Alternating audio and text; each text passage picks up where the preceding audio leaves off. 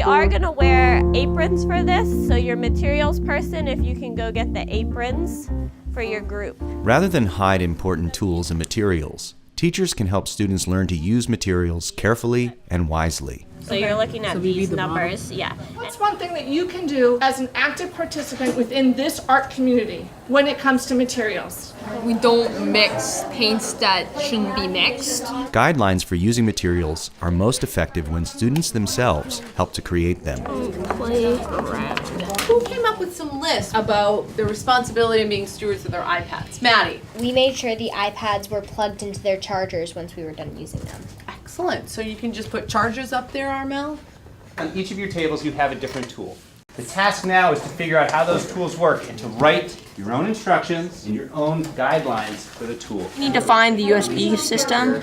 Students need an opportunity to try out tools, materials, and spaces to determine what guidelines should be. Those 3 indicators that would prove all students have used the tool correctly. The buttons are all working, nothing is scratched or broken. Sounds like the traffic flow to the turn-in bin is a little busy. So, paper managers, what are some things you need? Goody.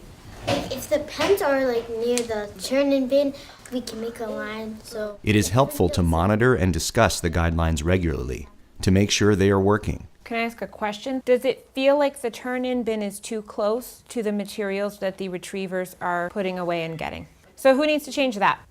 Me. So it sounds like we need a new location for the turn-in bin.